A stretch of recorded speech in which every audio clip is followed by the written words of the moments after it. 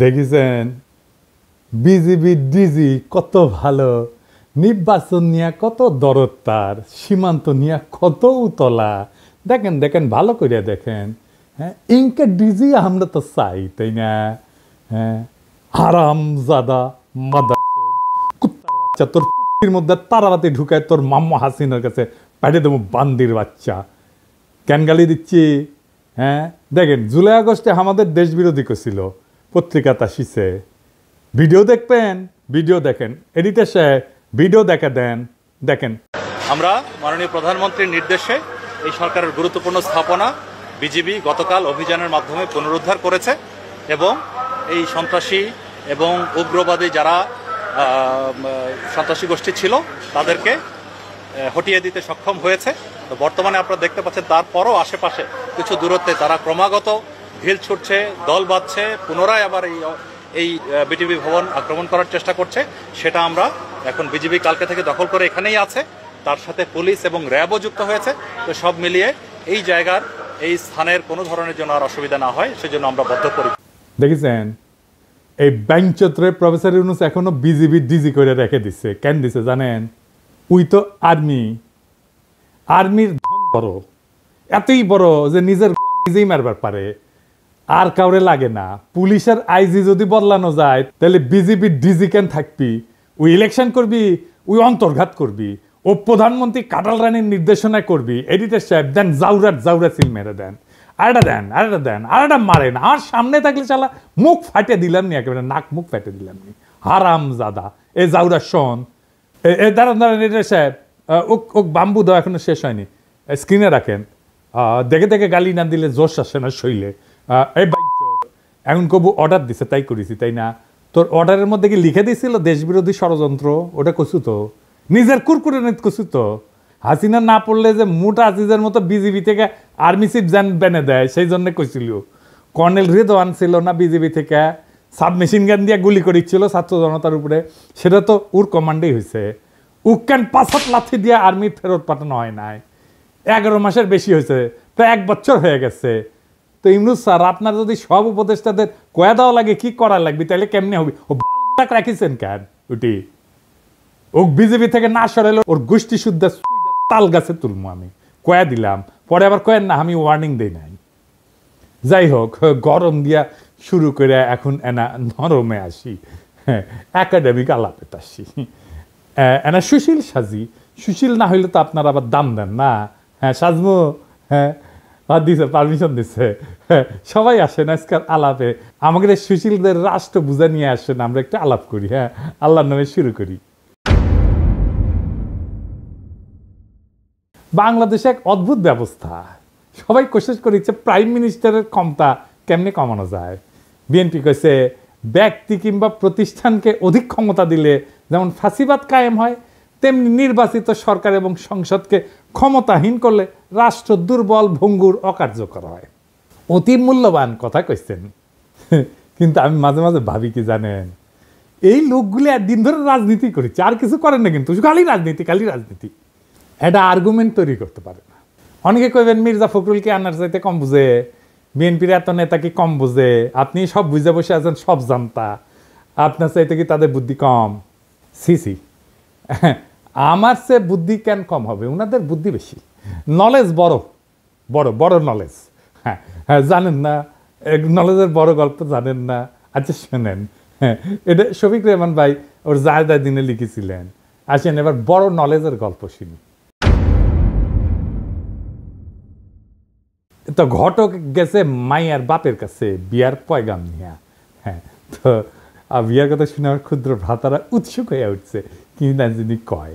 তো ঘটক কইছে পোলা ভালো, বংশও ভালো, চাকরি করে, দেখতে শুনতে ভালো, রুচিবান, শিক্ষিত।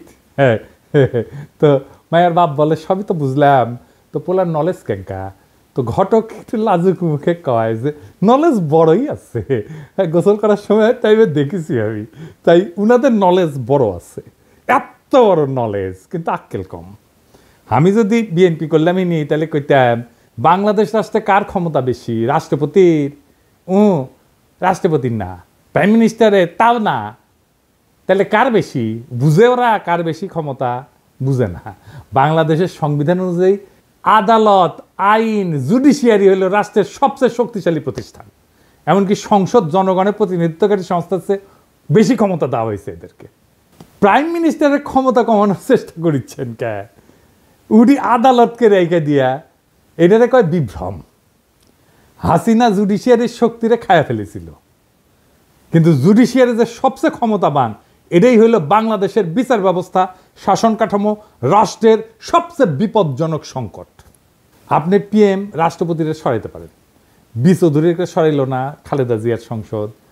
পিএমকে তো জিতে আসতে হয় সংসদে, ভোট কারচুপি কন, দামি কন, নৈশ কন, যাই হোক, একটা ভোট তো করে দেখাইতে হয় যে বইছে ভোট, তাই না? পাবলিকের কাছে যাইতে হয় তো, 5 বছর পরে ক্ষমতা ছাড়তে হয় তো, অন্তত নিয়ম আছে কাগজে কলম হইলেও। কিন্তু আপনি তো বিচারপতি অপসারণ করতে পারবেন না। পারবেন না তা না, পারবেন, কিন্তু সেটা সুপ্রিম জুডিশিয়াল কাউন্সিলের মাধ্যমে। মানে বুঝেছেন তো, 3 জন বিচারপতি দিয়া সুপ্রিম জুডিশিয়াল কাউন্সিল, আমরা আর মামুরা, ওরা যদি মনে করে বিচারপতি ভুল করেছে তাইলে শাস্তি হবে, আর যদি মনে করে বিচারপতির চরিত্র ফুলের মতো পবিত্র তাইলে কিছু হবে না। হ্যাঁ, বিষয়টা না বুঝে দেখি, কারণ এটা গুরুত্বপূর্ণ। তো বিচারপতি বাংলাদেশে অপারেশনের একটা ব্যবস্থা আছে, নাম হচ্ছে সুপ্রিম জুডিশিয়াল কাউন্সিল। দেখে মনে হয় খুবই গুরুতর, ভারসাম্যপূর্ণ একটা প্রক্রিয়া। হ্যাঁ, কিন্তু এটা খেয়াল করেন, এই সুপ্রিম জুডিশিয়াল কাউন্সিল কাদের নিয়ে তৈরি? প্রধান বিচারপতি আরো 2 বিচারপতি, মানে বিচারকের বিচার করবে বিচারকই, বন্ধু বিচার করবে বন্ধুর। যেন ধরা পড়া চোরের বিচার করতেছে চোরের মামা, এটা কি আপনি ন্যায় বিচার বলবেন? এই যে তত্ত্বাবধায়ক সরকারের আইন ছিল না, এটা কিন্তু সংসদ বানাইছিল, জনগণের প্রতিনিধিরা বানাইছিল, সেটা আদালত বাতিল করে দিল। তার মানে জনগণের প্রতিনিধি আইন বানাবে, সেটা চাইলে অনির্বাচিত আদালত বাতিল করে দিতে পারবে, যে আদালত কোথাও কারো কাছে জবাবদিহি করে না। তো এখন আপনি প্রশ্ন তুলতে পারেন, আপনিই তো কন দাদা যে জুডিশিয়ারি, আইন এবং নির্বাহী, এটার একটা ব্যালেন্স থাকতে হবে, কন না? একজন একজনকে সেকেন্ড ব্যালেন্স করতে হবে, কন না? তো তাহলে জুডিশিয়ারি যদি এটা নাই পারে, তাহলে ব্যালেন্স থাকবে কিভাবে? গুরুতর প্রশ্ন। আসেন আর একটু বুঝে দেখি। তত্ত্বাবধায়ক সরকার আইনটা সংসদ পাস করেছিল, মানে জনগণের প্রতিনিধিরা এটা আইন করেছে, কিন্তু আদালত সেটাকে বেআইনি ঘোষণা করে বাতিল করে দিল। এই প্রক্রিয়া আদালত নিজেই হয়ে ওঠে সর্বোচ্চ ক্ষমতাধর, অথচ সে আদালত সরাসরি জনগণের কাছে জবাবদিহি করে না। এখানে একটা গণতান্ত্রিক দ্বন্দ্ব সৃষ্টি হয়, সংসদ বনাম আদালত, কার হাতে তাহলে চূড়ান্ত কর্তৃত্ব? এতে গুরুত্বপূর্ণ একটা রাষ্ট্রীয় প্রশ্ন, দার্শনিক প্রশ্ন, রাষ্ট্রনৈতিক প্রশ্ন। ধরেন ইসলামে, এটা একটু বোঝার জন্য যে আসলে কার হাতে চূড়ান্ত ক্ষমতা, এটা বোঝার জন্য আমি একটু ইসলামী ধারণার একটা ব্যাখ্যা নিয়ে আসি। ধরেন ইসলামে আপনি আল্লাহ তাআলার কোনো শরীক কল্পনা করতে পারবেন না, আল্লাহ ছাড়া কোনো উপাস্য নাই, লা ইলাহা ইল্লাল্লাহু মুহাম্মাদুর রাসূলুল্লাহ, হযরত মুহাম্মদ সাল্লাল্লাহু আলাইহি ওয়াসাল্লাম তার প্রেরিত নবী, আল্লাহর কোনো শরীক নাই এবং হযরত মুহাম্মদ উনার প্রেরিত নবী। এই ফান্ডামেন্টালটা না মানলে আপনি মুসলমান না। আপনাকে ইসলামের দরজা অতিক্রম করার সময় এই কলেমা উচ্চারণ করতে হবে। ঠিক সেইভাবে রাষ্ট্রের বেসিক ধারণা হচ্ছে জনগণ রাষ্ট্রের মালিক, এইটা আগে আপনাকে বুঝতে হবে। তার ক্ষমতা সার্বভৌম, গণ অভিপ্রায়, জনগণের আকাঙ্ক্ষা, এটা সর্বোচ্চ আইন। গণতন্ত্রে আইন বানানোর অধিকার কেবলমাত্র নির্বাচিত প্রতিনিধিদের। আইন প্রণয়নের সাংবিধানিক ক্ষমতা সংসদের হাতে, কারণ তারা জনগণের সরাসরি ভোটে নির্বাচিত, তারাই জনগণকে প্রতিনিধিত্ব করে, তারাই জনগণের ভয়েস। আর বিচার বিভাগ নির্বাচন প্রক্রিয়া অংশগ্রহণ করে না, তাই তারা প্রতিনিধিত্বশীল না। অপ্রতিনিধিত্বশীল আদালত কি প্রতিনিধিত্বশীল সংসদের সিদ্ধান্ত বাতিল করতে পারে? এটা গণতান্ত্রিক অসাম্য তৈরি করে। আদালতের এই ক্ষমতা মানে আইনসভা বা সংসদের আইনকে চ্যালেঞ্জ করার অধিকার সাংবিধানিক হইলেও সেটা একটা সীমা আছে। আদালতের কাজ হইল আইন সংবিধান বিরোধী কিনা সেটা যাচাই করা, এটাকে বলা হয় জুডিশিয়াল রিভিউ। কিন্তু আদালত সংবিধান নিজেই ব্যাখ্যা দিয়া এমনভাবে পরিবর্তন করতে থাকে যেটা জনগণের ইচ্ছা অভিপ্রায়ের বিরুদ্ধে যায়, তাইলে আদালত নিজেই একটা স্বৈর শাসন হয়ে ওঠে, জবাবদিহিতাবিহীন শাসক শ্রেণী হয়ে ওঠে, আনঅ্যাকাউন্টেবল রুলিং ক্লাস হয়ে ওঠে। আদালত তখন গণতন্ত্রের অভিভাবক না, বরং গণতন্ত্রের বাধা হয়ে ওঠে। বাংলাদেশে সেটাই হয়েছে। আদালতের ক্ষমতা সীমাহীন হইলে ব্যালেন্স অফ পাওয়ার ভেঙে পড়ে। যদি আদালত চায় তাহলে সংসদে যে কোনো আইন বাতিল করে দিতে পারে। তাহলে কে বেশি ক্ষমতাবান, সংসদ না আদালত? আদালত। আবার সংসদ আদালতের বিচারপতিকে অপসারণ করতে পারে না, বুঝছেন? তাহলে এখানে সেকেন্ড ব্যালেন্সের কোনো ব্যাকরণ তো কার্যকর থাকে না। অর্থাৎ আদালত নিজেই একটা অদৃশ্য স্বৈরতন্ত্রের রূপ ধারণ করে। তত্ত্বাবধায়ক সরকারের আইন কোনো একটা দলের ইচ্ছার ফসল ছিল না, তো এটা সর্বদলীয় ঐক্যমতে রচিত হয়েছিল, জনগণের আস্থার ভিত্তিতে এটা প্রতিষ্ঠিত হয়েছিল। আদালত এটাকে শুধুমাত্র ব্যাখ্যার খেলা দিয়ে বাতিল করে দিল। তাহলে তো আইনের যে একটা গণতান্ত্রিক ভিত্তি আছে সেটাই প্রশ্নবিদ্ধ হয়ে পড়ে। তবে আদালতের তো একটা ভূমিকা থাকা জরুরি, কিন্তু সেটা সীমিত। সেটা কি আসেন আরেকটু বুঝে দেখি। আদালতের যদি এই ক্ষমতা না থাকে তাহলে তো ব্যালেন্স অফ পাওয়ার হবে কিভাবে, তাই না? এই প্রশ্ন তো সরাসরি চলে আসে। আদালতের কাজ হবে আইনের ভাষাগত নীতিগত ব্যাখ্যা এবং সাংবিধানিক সীমা নির্ধারণ করা, কিন্তু রাজনৈতিক সিদ্ধান্ত এবং প্রক্রিয়ায় হস্তক্ষেপ করে না। হাসিনার আদালত রাজনৈতিক সিদ্ধান্ত এবং প্রক্রিয়ায় হস্তক্ষেপ করছে। ভারসাম্য তখনই থাকে যখন আদালত, সরকার বা সংসদের অন্যায় রায় থামাইতে পারে, কিন্তু গণমতের চূড়ান্ত রূপ একটা আইন বাতিল করার ক্ষমতা সাবধানে এবং সীমিতভাবে প্রয়োগ করে। আদালত যদি এমন ক্ষমতা পায় যে জনগণের প্রতিনিধিরা যে আইন মানাবে তাই সে বাতিল করে দিতে পারে এবং সে নিজে কোনো জনগণের কাছে জবাবদিহিতা করবে না, তাহলে সে আদালত না, সে গণতন্ত্রের উপরে বসা এক নির্জীব অভিজাত শ্রেণীর নামমাত্র পোশাক। তত্ত্বাবধায়ক সরকারের আইনের অবলুপ্তি তাই শুধু একটা রায় না, এটা ছিল গণ ইচ্ছার বিরুদ্ধে আদালতের বিদ্রোহ। আর এই বিদ্রোহের পরিণতি আজ দেশের রাজনৈতিক দুর্ভিক্ষ, দেশের সমস্ত সংকট। এইবার আসেন সংস্কার নিয়ে আরো একটু গভীরে আলোচনা করি। প্রফেসর ইউনূসের সরকার নানা ধরনের সংস্কার করেছে। এই সংস্কার কারা করিচ্ছে, কিভাবে করিচ্ছে, এটা বুঝে কিনা সেটা একটু বুঝে দেখি। আজকের নতুন বাংলাদেশে সংস্কারের জন্য বিভিন্ন প্রস্তাব নিয়ে আলোচনা করা হইতেছে। আবার যাতে বিগত 15 বছরের ফ্যাসিবাদ, 72 বা 75 সালের ফ্যাসিবাদ বাকশাল বাংলাদেশে পুনরায় প্রতিষ্ঠিত হইতে না পারে, সেজন্য নানা পক্ষ নানা মত প্রস্তাব নিয়ে আলোচনা করতেছে। এটার জন্য প্রফেসর ইউনূস একটা ঐক্যমত কমিশন করেছেন। সেটার সদস্য হচ্ছে আলী রিয়াজ, বদিউল আলম মজুমদার আর ইফতেখারুজ্জামান, তিনটা মাল, প্রথম আলোর মার্কা মারাল স্পেন্সার। এরা কি ধরনের প্রস্তাব দিতে পারে সেটা না বললেও চলে। হ্যাঁ, ইফতেখারুজ্জামানকে আমি বাম্বু দিছিলাম না, একবার দিছিলাম না, মনে আছে না? হ্যাঁ, ওরা এনে বসায় দিচ্ছে প্রফেসর ইউনূস। প্রথম আলো এইসব সুশীল প্রগতিশীল মালদের দিয়া 111-এর পরে সংস্কার করাইতে গেছিল। তখনকার ভারতের দালাল মঈনুদ্দিন ফখরুদ্দিন সরকার একই সুশীল প্রগতিশীলদের টোটকা প্রস্তাব দিয়া অধ্যাদেশ জারি কইরা বিভিন্ন সংস্কার করছিল, যার প্রত্যক্ষ পরিণতি হচ্ছে হাসিনার ফ্যাসিবাদ। এক বেল তলাতে এই ন্যাড়া বুদ্ধিজীবী সুশীল এই জাতিকে কয়বার নিয়ে যাবে? ৭৪-এর বাকশালী সংবিধান, হাসিনার ফ্যাসিজম, এসব তো আসমান থেকে নেমে আসে নাই। বারবার একই মার্কা মারা সব দালাল লেসপেন্সার, বুদ্ধিহীন মূর্খ কামাল হোসেন, রেহমান সোবহান, ইফতেখারুজ্জামান, মতি, মাহফুজ এদের টোটকা জাতিকে গিলায় বারবার আওয়ামী ফ্যাসিজম প্রতিষ্ঠার সুযোগ করে দেওয়া হইতেছে। এবারও সে একই চক্রান্ত হইতেছে, আর জাতি সে সমস্ত খেয়াল না করে বসে বসে আঙুল চুষিচ্ছে। আলী রিয়াজের আক্কেল জ্ঞানের নমুনা দেখেন। সংবিধান সংস্কার কমিটির রিপোর্ট ড্রাফট করার সময় সে কাদের পরামর্শ সে নিচে, সেটা রিপোর্টের শেষে তালিকা করে লিখে দিছে। দেখেন কারা কারা আছে সেখানে। মাহফুজা নাম, শাহিনা নাম, জানেন তো মাহফুজা নামের বউ, মানে মাহফুজা নামের বুদ্ধিতে শুধু চলবে না, তার বউয়ের বুদ্ধিও লাগবে।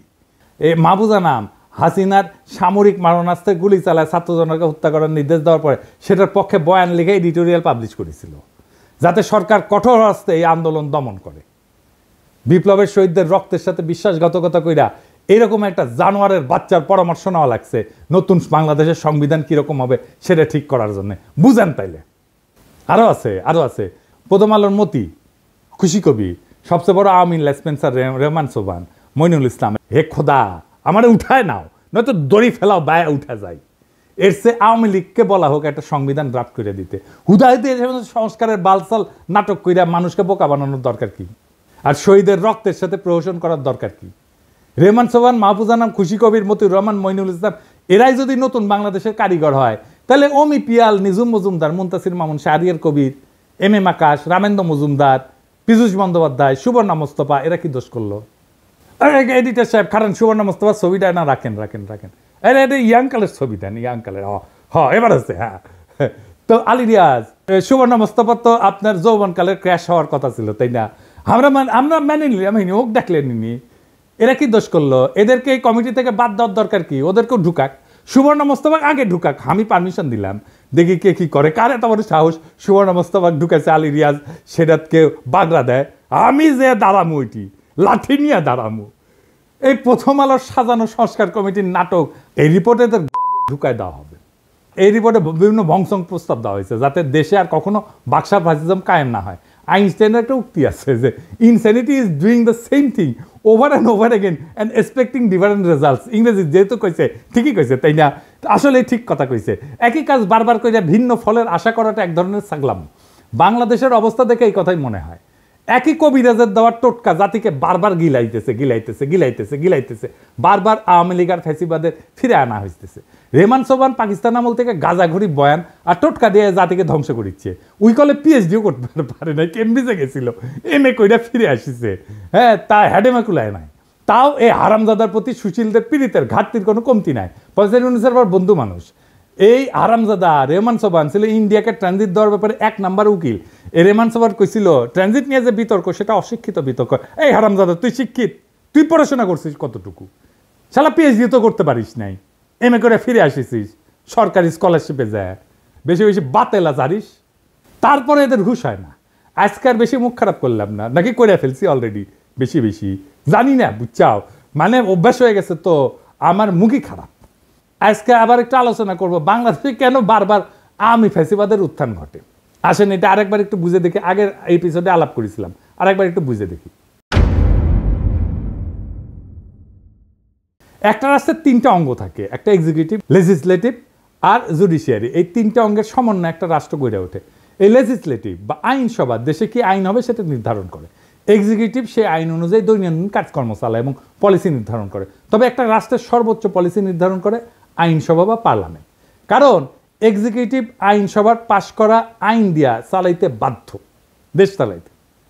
এক্সিকিউটিভ কখনোই নিজে আইন বানাইতে পারে না, এমনকি কোনো সভ্য দেশে আদালত বা জুডিশিয়ারিও আইন বানাইতে পারে না, বা পারার কথা না। আদালতের বিচারকেরা যদি নিজেরাই আইন বানায় সেটাকে রাষ্ট্রবিজ্ঞানের ভাষায় বলা হয় জুডিশিয়াল অ্যাক্টিভিজম। এই জুডিশিয়ারি কাজ হইতেছে এক্সিকিউটিভ যাতে নিজের এখতিয়ার বা জুরিসডিকশনের অতিক্রম করিয়া অর্ডার জারি করতে না পারে সেটা দেখা। এর সাথে দেশে আইনসভা দিয়া পাশ করা আইনের উপরে ভিত্তি করে বিভিন্ন কেসে সেই আইন অনুযায়ী রুলিং দেওয়া, আর দেশের সেই আইন অনুযায়ী ফৌজদারি এবং দেওয়ানি বিভিন্ন মামলার কার্যক্রম পরিচালিত করা। এটাই হইতেছে জুডিশিয়ারির কাজ। এখন আওয়ামী লীগ বিগত 15 বছর দেশে ফ্যাসিজম আদালতের মাধ্যমে কিন্তু প্রতিষ্ঠা করেছে। এটা মাহমুদুর রহমান কিন্তু বলে, খাইলকের মতো দালাল প্রধান বিচারপতি দিয়ে হাসিনা নিজের ইচ্ছা মতো যা খুশি রুলিং জারি করায়। আওয়ামী লীগের সমালোচনা করা, যাকে তাকে আদালত অবমাননার মামলা দেওয়া। এদেশে আদালত এখন ঠিক কী কাজ করে তা বোঝার জন্য আইন পড়তে হয় না, পত্রিকার ফেসবুক স্ক্রল করলেই চলে। মানুষ ভাবে আদালত বিচার করে না ভাই, এই আদালত ইতিহাস লেখে, এই আদালত পোস্টার বানায়, কবিতা লেখে, স্লোগান বানায়, পাঠ্য বই সম্পাদনা করে, ক্রিকেট টিম নির্বাচনে মত দেয়। আদালত রুল দেয় 15ই আগস্ট হইবে শোক দিবস, 7ই মার্চ হইবে জাতীয় ঐতিহ্য, জয় বাংলা হইবে জাতীয় স্লোগান, স্বাধীনতার ঘোষক হইবে শেখ মুজিব। কেউ যদি প্রশ্ন তোলে যে এগুলি কি বিজ্ঞাপন, ওটা কি অ্যাড এজেন্সি, তখন কয়া হবে আপনি নিশ্চয়ই রাজাকার। স্কুলে কি পড়ানো হবে আদালত ঠিক করে দেয়। পাঠ্য বইয়ে বঙ্গবন্ধু কত পাতা জুড়ে থাকবে সেটাও রুল দিয়ে আসে। বিশ্ববিদ্যালয়ের নাম কি হবে, গার্ডেনের নাম কি হবে, হাসপাতালের নাম কি হবে, সব জায়গায় আদালতের নাক ঢুকে। এমনই একটা আদালত। আর এই আদালতের বিচারপতি আমাদের সাথে পলিটিক্স করেছিল। ওই কইছিল যে আমরা শপথবদ্ধ রাজনীতিবিদ, ওই কইছিল এ না ওর ভাই আবার এমপি ছিল আওয়ামী লীগের। এমনকি একবার তো আদালতে রিট হয়, বাংলাদেশ ক্রিকেট টিম কেন মুশফিককে নিতেছে না, কেন তামিম বাদ। ভাগ্য ভালো আদালত বলেনি কে ওপেনিং করবে, কে শেষ ওভারে বল করবে। ধর্মের ব্যাপারেও আদালত কিন্তু বলে যে বিসমিল্লাহ থাকবে কি থাকবে না, ভাস্কর্য থাকবে। তো আদালত এখন ইসলামিক স্কলার আর ইতিহাসবিদ দুইটাই। অথচ এসব সিদ্ধান্ত একটা সভ্য রাষ্ট্রে আদালতের এখতিয়ারে থাকারই কথা না। এসব সিদ্ধান্ত রাষ্ট্রে হয় আইনসভা নেয়, অথবা এক্সিকিউটিভ বিভাগ আইনসভা দ্বারা এম্পাওয়ার্ড হয়ে নেয়। এই কয়েকদিন আগে আমাদের অ্যাটর্নি জেনারেল বলছে যে হাইকোর্ট চাইলে যে কোনো ব্যাপারে হস্তক্ষেপ করতে পারে। ব্যাপারটা শুনতে খুব অদ্ভুত শোনালেও বাংলাদেশের সংবিধান অনুযায়ী পুরো ঘটনাটা লিগ্যাল। বাংলাদেশের 72-এর সংবিধান একটা বিস্ফোরা ধারা ঢোকানো আছে, যার দ্বারা এম্পাওয়ার্ড হইয়া আদালত বা হাইকোর্ট যে কোনো ব্যাপারে হস্তক্ষেপ করতে পারে, যা খুশি তাই করতে পারে। এটা হইতেছে সংবিধানের 102 নম্বর আর্টিকেল। এই বিস্ফোরা আর্টিকেল বাংলাদেশে বিচারকদের জুডিশিয়াল অ্যাক্টিভিজম করার রাস্তা তৈরি করে দিছে। আর এই সালে এই সমস্ত ডক্টর কামাল হোসেনের বাল্ব কিছু বুঝে না, উই ওর গুমুত সামলাইতে পারে না, দায়পার পরে থাকে। সত্যি কথা, মিথ্যা কথা কইতেছি না। এবং এইটা দিয়ে এম্পাওয়ার্ড হয়ে হাসিনা তার আমলে মুদল আদালত দিয়াই তার সন্ত্রাসের রাজত্ব কায়েম করছে। কি আছে আর্টিকেলে আসেন দেখি। এই আর্টিকেলের ফলে যে কেউ যে কোনো আইনজীবী যা ইচ্ছা যা খুশি সেটা নিয়ে হাইকোর্টে রিট করতে পারে। হাইকোর্ট বেঞ্চ সেই রিটের উপর ভিত্তি করে যা খুশি তাই রুলিং জারি করতে পারে। কি বিচিত্র একটা দেশ, তাই না? মাঝে মাঝে অনেক উকিল সরকারকে বিভিন্ন কাজ করার নির্দেশ দিয়ে নোটিশ পাঠায়, অন্যথায় সে 102 ধারার ভিত্তিতে হাইকোর্টে রিট করার হুমকি দেয়। খালি সরকারকে না, অনেক বদমাইশ উকিল এটা ব্যবহার করে অসংখ্য মানুষকে, সাধারণ মানুষকে হয়রানি করে, যারা কোনোভাবে একটা ব্যাপারে ইন্টারেস্টেড পার্টি না। সেই সমস্ত ব্যাপারে বদমাইশ উকিলরা বিভিন্ন হাস্যকর আইনি নোটিশ পাঠায় 102 আর্টিকেলের উপরে ভিত্তি করে, এবং আদালত সেটার উপর ভিত্তি করে রুলিং পর্যন্ত দেয়। এই ইন্টারেস্টেড পার্টি কি এটা একটু বুঝে নেই। যে কোনো সভ্য দেশে কেবলমাত্র ইন্টারেস্টেড পার্টি কোনো ব্যাপারে মামলা করতে পারে। ইন্টারেস্টেড পার্টি বলতে আইনের ভাষায় বোঝানো হয় এমন কেউ যার উক্ত মামলার ফলাফলে সরাসরি স্টেক আছে বা সরাসরি গেইন অথবা লসের আউটকাম আছে। যেমন ধরেন কোন এক সংবাদপত্র লিখছে যে আমি এটা চোর, ধরেন আমি অমুক তারিখে অমুক জায়গায় অমুক লাগাইছি, চুরি করেছি, আমি জানি যে আমি লাগাই নাই, চুরি করি নাই, কিন্তু ওই সংবাদ প্রকাশের ফলে আমার মানহানি হয়েছে। কোন সভ্য দেশে মানহানির মামলা করার অধিকার একমাত্র আমার নিজেরই আছে। আমি এই মামলার একমাত্র ইন্টারেস্টেড পার্টি, বুঝছো? এই মামলার আউটকাম মানে ফলাফল একমাত্র আমার জিতা বা হারের সম্ভাবনা আছে। এখন যদি কুমিল্লার মোকলেস মোল্লা অথবা গোপালগঞ্জের উকিল হরিদাস পাল আদালতে গিয়ে মামলা করে যে অমুকের মানহানি অমুক করেছে, অতএব অমুকের বিরুদ্ধে এত টাকা ক্ষতিপূরণ দাবি করে আমি মামলা করেছি, ব্যাপারটা যে কত বড় হাস্যকর হয়ে উঠবে সেটা আর বলার অপেক্ষা রাখে না। আমার নামে এরকম মামলা করেছে, আমি নাকি হাসিনা শেখ মুজিবের অপমান করেছি, তার ভাবমূর্তি ক্ষুণ্ণ করেছি। একজন কে সিলেটে একটা মামলা করেছে, গোপালগঞ্জে একটা মামলা করেছে, কতগুলো। আমাকে সেদিন জিজ্ঞাসতেছে ঢাকার ডিসি যে দাদা আপনার নামে কি কি মামলা আছে। আমি বললাম আমি নিজেই জানি না রে ভাই, মাঝে মাঝে শুনেছি এই জায়গায় মামলা আছে, কতগুলো মামলা আছে আমি গোনা বাদ দিছি।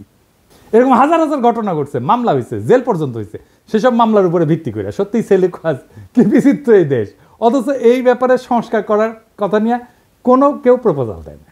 কারণ সব জায়গায় বলা হইতেছে দেশে এক্সিকিউটিভ, লেজিসলেটিভ, জুডিশিয়ারির মধ্যে একটা ক্ষমতার ভারসাম্য আনা লাগবে। কিভাবে লাগবে সে ব্যাপারে সংস্কার কমিটির রিপোর্টে অনেক ভংজুং প্রস্তাব আছে। যেমন ধরেন কইছে হাইকোর্টের শাখা বাড়ানো লাগবে, তো হাইকোর্টের শাখা বাড়াইলে কিভাবে ভারসাম্য আসবে সেটার কোনো ব্যাখ্যা নাই। হাসিনার আমলে আদালত প্রত্যেকটা ব্যাপারে নাক গলায় হাসিনার ত্রাসের রাজত্ব কায়েম করতে সাহায্য করছে। কালামানিক সব জায়গায় নাক গলানোর বার এমনই বাড়ছিল যে লীগের স্পিকার আব্দুল হামিদ পর্যন্ত সেটাতে বিরক্ত হয়ে বলছিল বেশি বাড়াবাড়ি করলে জনগণ আদালতের বিরুদ্ধে উঠে দাঁড়াইতে পারে। এমনকি খালি এক্সিকিউটিভের ব্যাপারে নাক গলানো না, বিভিন্ন সময় দেশে কি আইন হওয়া উচিত কি হওয়া উচিত না সেটা পর্যন্ত আদেশ জারি করেছে। সংবিধানে স্পষ্ট লেখা থাকতে হবে আদালত বা জুডিশিয়ারি কোনোভাবে জুডিশিয়াল অ্যাক্টিভিজম করতে পারবে না। তারা কেবলমাত্র দেশে বিদ্যমান আইনের উপর ভিত্তি করে রায় দিতে পারবে। জনগণের যদি কোনো আইন পছন্দ না হয় অথবা কোনো আইন বানানোর ইচ্ছা হয়, তাদেরকে তাদের এমপির সাথে কথা বলে সেই বিল সংসদে আনার ব্যবস্থা করতে হবে। সংসদ সদস্যদের মূল কাজ এলাকার উন্নয়ন করা না। এরা যে বলবে আমি আপনার এলাকার উন্নয়ন করে দেবো, এটা তার কাজ না, এটা কাজ পৌরসভার। পৌরসভার কাজ এমপিরে দিয়ে করায় না। তাদের মূল কাজ আইনসভার বিভিন্ন আইন নিয়ে আলোচনা করে ভোটাভুটি করে আইন বানানো। এই সাধারণ তথ্যটা দেশের অধিকাংশ মানুষ জানে না। আর একটা হাস্যকর অভ্যাস এই জাতির কাছে আছে, কিছু হলে সব কিছুতে আদালতে যায় মামলা করে দেয়। যেমন বিপ্লবের পরে আওয়ামী লীগকে নিষিদ্ধ করা লাগবে, এটা নিয়েও আদালতে মামলা করতে গেছিল পোলাপাই, আদালতে রিট করে। অথচ একটা রাষ্ট্রে এই সিদ্ধান্ত নেওয়ার অধিকার সেই রাষ্ট্রের আইনসভার, যারা ওই দলকে নিষিদ্ধ করে আইন করতে পারে অথবা সংবিধানে ওই দলকে নিষিদ্ধ করে দিতে পারে। যেমন জার্মানিতে নাজি পার্টি, ওদের আইনসভায় পাশ হওয়া নাজিদের নিয়ে করা স্পেসিফিক আইন দিয়ে নিষিদ্ধ। ইতালিতে ফ্যাসিস্ট পার্টি একদম সাংবিধানিকভাবে উল্লেখ করে নিষিদ্ধ করা হয়েছে। এইখানে আদালতে গিয়া মামলা কইরা তাদেরকে টেনে আনা এই আশায় যে তারা রায় দিবে অমুক দল নিষিদ্ধ, এটা চূড়ান্ত নির্বুদ্ধিতা। কোনো আদালত দেশের আইনসভার বা এক্সিকিউটিভের কাজ করতে পারে না। আজব চিন্তা ভাবনা সবার। এটা গেল জুডিশিয়ারির ব্যাপারে কথা। এখন আসি এক্সিকিউটিভ আর লেজিসলেটিভ মানে আইনসভার মধ্যে ব্যালেন্স অফ পাওয়ার নিয়ে। বাংলাদেশে বারবার ফ্যাসিজম তৈরি হয় কারণ দেশের সংবিধানে পার্লামেন্টারি শাসন ব্যবস্থা। এখানে আইনসভার নিয়ন্ত্রণে যেই মানুষ আর পার্টি, সে একই মানুষ আর পার্টি নির্বাচনের মাধ্যমে একবার দেশের এক্সিকিউটিভ ব্যবস্থার কর্ণধারার সর্বেসর্বা হয়ে ওঠে। যদি এক্সিকিউটিভ আর লেজিসলেটিভ নির্বাহী এবং আইন একই মানুষের অধীনে থাকে তাহলে এটি ফ্যাসিজম। এই পার্লামেন্টারি ব্যবস্থা পৃথিবীর যে সমস্ত দেশে অ্যাপ্লাই করা হয়েছে সেখানে অসংখ্যবার ভয়ঙ্কর রকমেরভাবে ব্যাকফায়ার করছে। কোথায় কোথায় করছে শুনবেন? ইউরোপেই এটা ডিজাস্টার করছে। প্রথম বিশ্বযুদ্ধের পর যখন ইউরোপে বিভিন্ন দেশে এই যে রাজতন্ত্রের পতন হয়, রিপাবলিক হয়, যেখানেই এই ব্যবস্থা সংবিধানে ঢুকানো হয়েছে সেখানেই ভয়ঙ্করভাবে ফ্যাসিজমের উত্থান হয়েছে। আমি একটা আলোচনায় করছিলাম, পার্লামেন্টারি ব্যবস্থা সেখানেই কাজ করে যেখানে একজন রাজা আছে, কিং আছে। জার্মানি, ইতালি, স্পেন সব জায়গায় পার্লামেন্টারি ব্যবস্থা ডিজাস্টার হয়েছে। দ্বিতীয় বিশ্বযুদ্ধে বেদম মার খাওয়ার পরে এরা শান্ত আছে, তাও আমেরিকান সৈন্য গ্যারিসন থাকার কারণে। তৎকালীন ইস্টার্ন ইউরোপেও এই পার্লামেন্টারি ব্যবস্থা হাঙ্গেরি, রোমানিয়ার ডিজাস্টার করছে। ফ্রান্সে যতদিন পার্লামেন্টারি ব্যবস্থা ছিল ততদিন ফ্রান্সে ততই বছর অবস্থা ছিল, টালমাটাল অবস্থা ছিল। ফ্রান্সের থার্ড রিপাবলিক মানে 1870 থেকে 1940 পর্যন্ত, এই 70 বছরে কয়বার সরকার বদল হয়েছে জানেন? শুনবেন, 101 বার।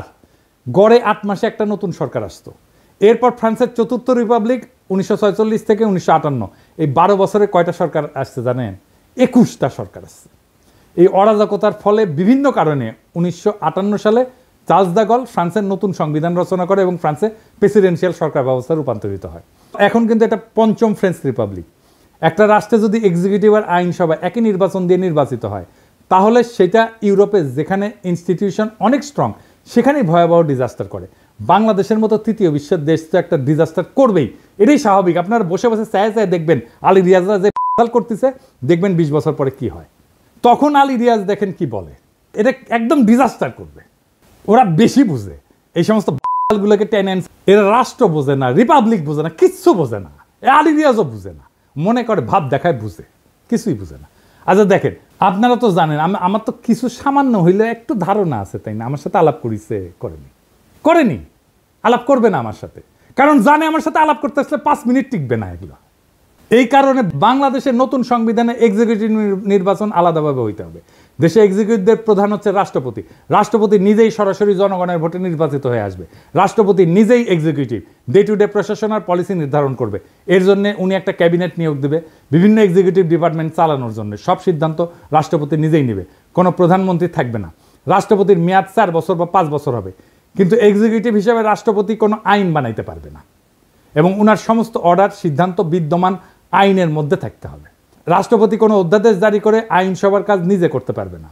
রাষ্ট্রপতি খালি দেশে বিদ্যমান আইনের বাস্তবায়ন করে একটা এক্সিকিউটিভ কাজ চালাইতে পারবে। দেশে কোনো আইনের দরকার হলে, আইন বাতিল করতে হলে আইনসভার মিটিং ডাকতে হবে এবং সেখানে কেবলমাত্র আইনসভার সদস্যরা ভোট দিয়া কোনো সিদ্ধান্তে আসবে। এই সংসদের সদস্যরা সম্পূর্ণ আলাদা নির্বাচনে আলাদাভাবে জনগণের সরাসরি ভোটে নির্বাচিত হবে। দেশে যখন এক্সিকিউটিভ আর লেজিসলেটিভ মানে নির্বাহী এবং আইন এইভাবে সম্পূর্ণ সেপারেট হয়ে যাবে, তখন কেবল দেশে ফ্যাসিজমের উত্থান ঠেকানো যাবে। দেশের বাজেট আইনসভা পাশ করবে এবং পার্লামেন্ট রাষ্ট্রপতিকে যেই বাজেট দিবে, রাষ্ট্রপতি সেই বাজেট দেওয়া ওই অর্থ বছরের ব্যয়ভার বহন করবে। এখন সরকার বা এক্সিকিউটিভ চাইলে বা প্রাইম মিনিস্টার চাইলে যে কোনো মানুষের উপরে চাপাই দিতে পারে কর, কারণ এক্সিকিউটিভ আর আইনসভা একই জিনিস। তো রাষ্ট্রের 2টা বিভাগ যদি একই হয়, তাহলে এটাই তো ফ্যাসিজম আর স্বৈরাচার। এই সমস্ত সুশীলদের মাথায় ঢুকিচ্ছে না, আমি এটা বুঝি না। প্রেসিডেন্সিয়াল ব্যবস্থাতে রাষ্ট্রপতি চাইলেই কর বাড়াইতে বা কমাইতে পারবে না এবং এই ক্ষমতা সম্পূর্ণভাবে আইনসভার উপরে ন্যস্ত থাকবে। কিন্তু প্রাইম মিনিস্টার হাসিনা পারে। আইনসভার কাজ হবে আইন নিয়ে। রাষ্ট্রপতির মেয়াদের মাঝখানে আইনসভার একটা নির্বাচন থাকা লাগবে, মিড টার্মের মতো, যাতে জনগণ তাদের মতামত প্রকাশ করতে পারে রাষ্ট্রপতির টার্মের মাঝখানে। এই জন্যেই আইনসভার একটা সদস্যের মেয়াদ হবে 2 থেকে 2.5 বছরের মতো। সংবিধানে কোনো 70 অনুচ্ছেদ থাকবে না, কারণ যেহেতু রাষ্ট্রপতি আলাদাভাবে নির্বাচিত এবং মেয়াদ নির্দিষ্ট, আইনসভায় দল বদল কইরা অথবা দলের বিপক্ষে ভোট দিয়া সরকার ফেলায় দেওয়ার কোনো প্রশ্নই আসতেছে না। প্রত্যেকটা সদস্য নিজের বিচার বুদ্ধির উপরে ভিত্তি কইরা কোনো বিলে ভোট দিবে। রাষ্ট্রপতি যদি নিজের ইমেজ আর যোগ্যতায় একবার নির্বাচিত হয়ে আসে এবং তাহলে রাষ্ট্রের এক পক্ষের আর এক পক্ষের পাছ আটার কোনো প্রশ্নই ওঠে না। সুপ্পু যেরকম হাসিনা কদমবুচি করতো, সেটা আর হবে না। গত 3 মাস ধরে মাননীয় প্রধানমন্ত্রীকে সালাম করতে গেলে উনি আমার সালাম নিতেন না। তা আমি দেখতাম যে ওনার চরণের ধুলো আমি পাই না। আমার মিশ্র প্রতিক্রিয়া হচ্ছিল যে উনি কেন আমার সালাম নেন না, না থাক থাক বলে। এটাই বিএনপি আর জিয়াউর রহমানের আসল অরিজিনাল ভিশন। জিয়াউর রহমান আলাদাভাবে রাষ্ট্রপতি নির্বাচনে ওসমানীকে হারায় নির্বাচিত হয়েছিলেন। সংসদ নির্বাচন আলাদাভাবে হয়। রাষ্ট্রপতি সরকার ব্যবস্থার সাথে পাওয়ারফুল সংসদ আর প্রত্যেকের একটা ওয়েল ডিফাইন্ড জুরিসডিকশন, এটাই একমাত্র বাংলাদেশে ফ্যাসিবাদ ঠেকানোর উপায়। আলী রিয়াজ যে টোটকা দিছে যে সংসদ নেতার প্রধানমন্ত্রী আলাদা ব্যক্তি হবে, এটা একটা সলিউশন। আমি এটা নিয়ে এপিসোড করেছি না? এর ফলে কি হবে? এর ফলে হাসিনা প্রধানমন্ত্রী হয়ে সুপ্পু মার্কা কাউকে সংসদের প্রধান বানাবে। এইসব প্রথম আলোর সুশীল প্রগতিশীলদের হাতুড়ে চিকিৎসা নিতে নিতে এই জাতি আর দেশ মরণ প্রায়। এটা যে কোনো মহল্লে বন্ধ করতে হবে। রাষ্ট্রপতি শাসিত সরকার ব্যবস্থা, যেখানে রাষ্ট্রপতি খালি সংসদের পাশ করা আইন আর বাজেটের উপর ভিত্তি করে অর্ডার জারি করতে পারবে, যেখানে কোনো জুডিশিয়াল অ্যাক্টিভিজম থাকবে না, একমাত্র এটাই হইতে পারে বাংলাদেশকে চিরতরে ফ্যাসিবাদ থেকে মুক্ত করতে। আজ আমরা ইতিহাসের এমন এক সন্ধিক্ষণে দাঁড়ায় আছি যেখানে আর একটা বার ভুল মানেই গোটা ভবিষ্যৎ হারানোর সামিল। আমরা আর সময় দিতে পারি না সেই সব তথাকথিত সংস্কারকদেরকে যারা শতবার ব্যর্থ হয়েছে, তবু আবার তাদের সেই পুরানো ফর্মুলা চাপাই দিতে চায়। না, এবার আর হবে না। এই দেশের জনগণ এখন জানে গণতন্ত্র মানে পোস্টারে লেখা কথা না, জনগণের হাতে থাকা আইনের মালিকানা। জনগণ এখন বুঝে গেছে বিচার ব্যবস্থা যখন ফ্যাসিবাদের হাতিয়ার হয়ে ওঠে তখন তার সংস্কার না, প্রয়োজন হয় রূপান্তরের। আমরা চাই না আর একটা হাসিনা, আর একটা বাকশাল, আর একটা মুজিব, আর একটা ৭২-এর ক্লোন রাষ্ট্র। আমরা চাই এমন এক নতুন শাসন ব্যবস্থা যেখানে আইনসভা, নির্বাহী এবং বিচার ব্যবস্থা পরস্পরকে নিয়ন্ত্রণ করবে। প্রভু না, হবে পর্যালোচক, যেখানে রাষ্ট্রপতি হবে জনগণের সরাসরি ভোটে নির্বাচিত এবং সংসদ হবে মুক্ত বিবেকের মঞ্চ, কোনো নেতার পদচুম্বনের জায়গা না। প্রিয় দেশবাসী, এটাই সেই সময় যখন ইতিহাস তৈরি হয়। প্রশ্ন একটাই, আপনি কি এই ইতিহাস গড়ে ওঠার অংশ হবেন, না এই জাতির আর একটা প্রতারণার সাক্ষী হয়ে থাকবেন? আসেন সুশাসনের জন্যে, জবাবদিহিতার জন্য এবং সবচেয়ে গুরুত্বপূর্ণ এই দেশটাকে ভালোবাসার জন্য একটা নতুন সূচনার দাবিতে গর্জে উঠি। এবার আর সংস্কার না, রূপান্তর চাই। এই রূপান্তরেই মুক্তি, এই মুক্তিতেই নতুন বাংলাদেশ। সেই নতুন বাংলাদেশকে আমাদের গড়ে তুলতে হবে, আনতে হবে সবাই মিলে আবার একসাথে। ইনকিলাব জিন্দাবাদ।